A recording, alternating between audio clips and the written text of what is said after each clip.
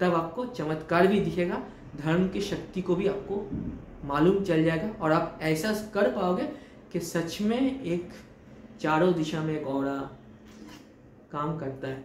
Welcome to परिया twin flame 1176। So guys, कैसे हो सब लोग? किसका प्यार आपके लिए सही है, किसका प्यार में आपको वहां तक समर्पण करना है या फिर किसके प्यार से आपने ऑरा को बचाना है, ये समझ पाना, ये आपकी आध्यात्मिक ऊर्जा ही आइडेंटिफाई कर पाता है, ना ही धर्म। अपनी ये जो ह्यूमन बॉडी है, अब इसको अगर गौर से समझेंगे तो आप देखिएगा कहीं ना कहीं पर कमर के ऊपर से जो हिस्सा है अपना बॉडी का, इस हार्ट चक्र, और यहाँ से आपकी सकारात्मक ऊर्जा को इजीली आइडेंटिफाई किया जाता है। और कमर के नीचे वाला जो हिस्सा होता है वो मे भी नेगेटिव है, नकारात्मक है, जब तक कि ना आपको ये समझ में आए कि आप किस तरीके से उस हिस्से को यूज में ले रहे हो अपने जीवन में। जब भी हम मंदिर में जाते हैं या फिर कोई धर्म गुरु के पास जाते हैं, कहीं से प्रसाद लेते हैं, मान ले आपने प्रसाद लिया, प्रसाद को खा लिया, वो प्रसाद जो होता है माना जाता है कि उसमें बहुत सारा पॉजिटिव ऊर्जा होता है और प्रसाद में इतना क्षमता होता है कि कोई भी आपका हीलिंग का काम उससे हो सकता है, कोई भी प्रॉब्लम हो आपको लाइफ में उसको डिलीट कर सकता है, ऐसा मानना आता है, आपकी इच्छाएं पूरी हो सकती है, ऐसे हम लोग मानते हैं। तो ये जो प्रसाद है जो अपने आप में एक पॉजिटिव ऊर्जा है, मान लो जब उसको हम लोग खाते हैं, अपने अंदर ले लेते हैं, डाइजेस्ट होने के बाद जब उसी को हम लोग थ्रू टॉयलेट दैनंदिन क्रिया से जब बाहर निकाल देता है, तब वही चीज़ सबसे बड़ा नेगेटिव होता है। हम लोगों को फिर प्यूरिफाई होके, वॉश होके फिर पूजा रूम में या फिर मंदिर में या फिर कोई धर्म स्थान में जाना पड़ता है। तो एक ही तो था प्रसाद, वो जब अपने अंदर में लिया तब वो इतना ज़्यादा पॉजिटिव ऊर्जा में था। जब हम उसी चीज़ को दूसरे रूप में अपने शरीर से बाहर निकाल दिया तो इतना ज़्यादा नेगेटिव हो जाता है कि उसके लिए हमको हाथ पैर धोना पड़ता है, अपने आप को प्यूरिफाई करना पड़ता है, अपनी बॉडी को प्यूरिफाई करना पड़ता है, या फिर अपने प्राइवेट पार्ट्स को धोना पड़ता है, तब जाके हमको मंदिर में, मस्जिद में या फिर कोई धर्म स्थान में अल्टीमेटली एंट्री मिलता है, नहीं तो एंट्री नहीं मिलता है, ऐसा बोला जाता है। तो फिर कैसे ये संभव है? प्रसाद ही तो था ना। धर्म मतलब सच्चा प्रेम। जिस वक्त आपके साथ कोई नहीं होता है, लोग बोलते हैं ना, जिसका कोई नहीं होता है उसका भगवान होता है। क्या सच में होता है? धर्म मतलब सबसे बड़ा pillar of the society, of any particular community. धर्म मतलब शायद सबसे बड़ी शक्ति। धर्म मतलब आपका सबसे बड़ा इमोशनल सपोर्ट।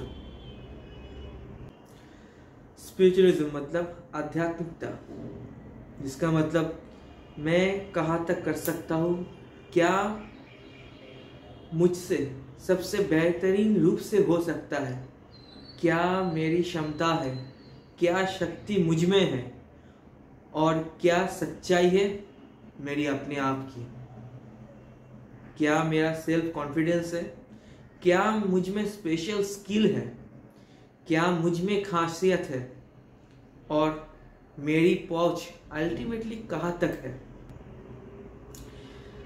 कोई भी चीज़ अपने आप में पूरी तरीके से सकारात्मक या फिर नकारात्मक नहीं होती है। जिस रूप में आप उसको देख रहे हो, क्या वही रूप उसका सच्चाई है, क्या वही रूप उसका अल्टीमेट है, क्या वही रूप आपको आगे जाके भी मिलेगा? कभी नहीं। हर एक चीज का ट्रांसफॉर्मेशन होता है, हर एक शक्ति का ट्रांसफॉर्मेशन होता है। जो भी चीज से आप आज इस वक्त डील कर रहे हो, जो भी वीडियो आप मेरे को अभी देख रहे हो, जो भी चीज आप खाना खा रहे हो, जिस इंसान से मिल रहे हो, जिस चीज को आप छू रहे हो, जिस चीज को आप महसूस कर रहे हो, हर एक चीज अपने आप में एक ट्रांसफॉर्मेशन ऑफ एनर्जी होता है। शक्ति कभी भी ना ही एक रूप में रहती है, ना आप उसको बांध के रख सकते हो। शक्ति ऑलवेज अपना रूप बदलते रहती है।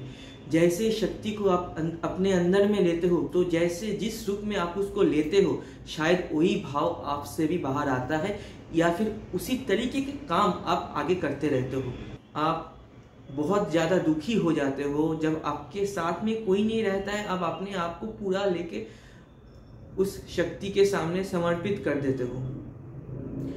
आपको आज के डेट में डायरेक्ट तो भगवान देखना पॉसिबल नहीं है। आप किसी धर्म गुरु के पास चले जाते हो, या फिर कोई आध्यात्मिक गुरु जो अपने आप को बोलते हैं, आप किसी गुरु के पास चले जाते हो और अपने आप को पूरा इन्वेस्ट कर देते हो उनके सामने, और आप अपने निष्ठा से, अपने मन से वही सारी गाइडलाइंस को, वही सारे नियम को, वही सारी धार्मिक प्रोसेस को, वही सारे रिचुअल्स को, रिलीजियस रिचुअल्स जो भी होते हैं, सबको आप मानते हो अपनी मन से, अपनी आत्मा से, अपनी पूरी समर्पण की उसको अपने अंदर में लेते हो और मान लेते हो कि इसके ये करूँ तो मुझे यहाँ तक मिल जाएगा, ये करूँ तो मैं इससे छुटकारा पा जाऊंगा, ये करूँ तो मेरा ये प्रॉब्लम सॉल्व होने वाला है। तो क्या ये करना मेरे लिए सही है? जैसे शक्ति तो ट्रांसफर होता ही रहता है, तो जैसे एक ह्यूमन बॉडी में पॉजिटिव साइड और नेगेटिव साइड दोनों ही पूरा सेम इक्वलिटी में रहता है। जब भी आप किसी धर्म गुरु के पास जाते हो, या फिर धर्म के जगह में जाते हो, या फिर धर्म को आप जब मानते हो, तो उसकी कही गई सारी बातें आप ऐसे ही खाली फॉलो करके निकल जाओगे तो क्या आपका काम बन जाएगा? तो क्या आप वो सब कुछ पालोगे जिसके लिए आप इसके सामने आए थे, या फिर उनके सामने अपने आप को समर्पित किए थे? ऐसे ही आंख बंद करके नियम को मान के क्या सच में वो काम करता है? मैंने तो देखा ज्यादा नहीं करता है। जितना मेरा रियलाइजेशन है, जितना मैंने समझा है, सच कहो तो नहीं करता। आप इसमें खाली घूमते जाओ, जो चीज़ आपको दिखता नहीं है, जो आपने कभी समझा ही नहीं है तरीके से, खाली उसके लिए मेहनत करते जाओ, और एक दिन में बस इतना तो मेरा मिलना था, जो किस्मत में था तो मिल गया, ये समझ के निकल दो। तो मतलब क्या हुआ? इतना टाइम देने का, इतना फास्टिंग का, इतना ज़्यादा पूजा पाठ करने का, इतना रिचुअल्स मानने का मतलब तो कुछ बनता ही नहीं है ना। तो मतलब ये सब लोग जो मान रहे हैं वो सब बेवकूफ़ है, बेकार में अपना मेहनत कर रहा है, या फिर शायद उनके पास में खाली टाइम बहुत है, करने लायक कुछ काम नहीं है, तो ये सब कुछ करते हैं। धर्म सबसे बड़ा आपका कल्चर है, आपका संस्कृति है, जो कहीं ना कहीं तरीके से आपकी कैरेक्टर को भी निखारता है। धर्म वो सच्चा प्यार है जो आपको अल्टीमेट प्यार को समझाता है कि प्यार में कितना शक्ति है, वो शक्ति धर्म है। जिस दिन धर्म चला जाएगा, उस दिन जो हम बात करते हैं मानव धर्म, शायद वो धर्म भी नहीं रहेगा, क्योंकि कहीं ना कहीं पर धर्म भी पीछे से हम लोगों को वो समझाता है कि मानव धर्म क्या है, और इसीलिए कि धार्मिक हम लोग होते हैं तो मानव धर्म की शक्ति को, महत्व को हम लोग समझते हैं। लेकिन फिर भी हम जब धर्म को मानते हैं तो हम अंधे की तरह काम क्यों करते हैं? ये हम तब करते हैं जब हम स्पिरिचुअली हाई नहीं होते हैं। धर्म को मानना मतलब आप अपने आप को दूसरे कोई शक्ति के पास लेके जा रहे हो, और आध्यात्मिक हो जाना मतलब आप अपने अंदर में उस शक्ति को जागृत कर रहे हो। तो जब तक आप आध्यात्मिक तरीके से अपने आप को पूरा कर नहीं पा रहे हो, आप चाहे जितना धार्मिक बन के रह जाओ, धर्म का एक्चुअल मतलब आपको समझ में नहीं आएगा। आध्यात्मिक वो जरिया होता है जिसके थ्रू आप सच्चाई को पहचानते हो। आप कोई धार्मिक गुरु के पास जा रहे हो, कोई धर्म को आप मान रहे हो, उसमें से कितना आपको लेना चाहिए, कितना आपको नहीं लेना चाहिए, कौन सा चीज आपके लिए सही है, ये सही गलत का फैसला, इसको बारीकी से जानना, ये आपका स्पिरिचुअल ऑरा ही डिग्निफाई कर पाता है। कोई कुछ भी बोल दे, कोई आपको कितना भी प्यार जता दे, कोई आपको किसी भी दिशा में लेके चले जाए, कौन सी दिशा आपके लिए सही है, ये अपने आप में जानना। और धर्म अपने आप में उतना ही बड़ा एक अंधविश्वास या फिर इल्यूशन है, अगर आप आध्यात्मिक तरीके से अपनी ऊर्जा को हाई नहीं करके अंधे की तरह संपूर्ण समर्पित कर देते हो तो क्या धर्म का कोई सच्चाई नहीं है? चमत्कार जो होता है, क्या उस सच्चाई है कि चमत्कार होता ही नहीं है कुछ सब? क्योंकि आध्यात्मिक जो होता है वो कहीं ना कहीं पर हमको एक कैलकुलेटिव चीज दिखाता है, यहाँ तक जाओगे तो यहाँ तक मिलेगा, मेरा सेल्फ कॉन्फिडेंस क्या है, कितना मैं कर सकता हूँ, मेरे में कितना शक्ति है, क्या मेरी अल्टीमेट ऊर्जा है। लेकिन धर्म तो मतलब हम तो भगवान को किसी कभी देखा ही नहीं है। धरती का या फिर इस सृष्टि का सबसे बड़ा इल्यूशन है जीवन शक्ति, जिसको अगर सही तरीके से आप इस्तेमाल में नहीं ला पाते हो, अगर जीवन शक्ति को आप प्रॉपर यूटिलाइज नहीं कर पाते हो, तो आप जिस दिशा में भी जाओगे अल्टीमेटली आपको अपना गोल फुलफिल होता हुआ नहीं दिखेगा। और ये जहाँ पर हम लोग खड़े हैं, जो सिचुएशन में हम लोग ये वीडियो को देख रहे हैं, या फिर मैं बोल पा रहा हूँ, या फिर अपना सबकॉन्शियस माइंड में जब चलता रहता है, वो एक रेगिस्तान है जिसका ना कोई पर्टिकुलर दिशा समझ में आता है, जिसमें से निकलने का ना कोई प्रोसेस समझ में आता है, और या फिर मन के अंदर बहुत कुछ एक प्यास होता है ना, ये चीज़ पाने का, वो इंसान को पाने का, वो सपना पूरा हो जाने का, वहाँ तक कामयाब हो जाना, ये सब सपना एक प्यास मन के अंदर ही है, एक इच्छा में है, और ये एक रेगिस्तान है। तो ये जो इच्छा है, अधूरी इच्छा मन की, इसको कैसे पूरा किया जाए? आपको चारों दिशा में इस रेगिस्तान में पानी दिखेगा, लेकिन वो जो चारों दिशा में पानी है, क्या चारों ही दिशा में छलावा है? क्या चारों ही इल्यूशन है? क्या धर्म मिथ्या है? कोई बोलता है इधर चले जाओ तो अच्छा है, कोई बोलता है उधर चले जाओ तो अच्छा है, कोई बोलेगा उस डायरेक्शन में जाओ तो आपको प्यास मिल जाएगा, आपको सब कुछ मिल जाएगा, मुक्ति मिल जाएगा, एनलाइटमेंट मिल जाएगा, आपको सक्सेस मिल जाएगा, आपका सारा कष्ट निवारण हो जाएगा, आप ऊपर की तरफ चले जाओगे, आपके सारे सपने पूरे हो जाओगे, आपके पास बहुत प्रॉपर्टी हो जाएगा, बहुत पैसा मिल जाएगा, आपके बच्चे को उन्नति मिल जाएगा, आप जीवन में सब कुछ पालोगे। आपको खाली उस दिशा में जाना है। क्या सच में दिशा सही है?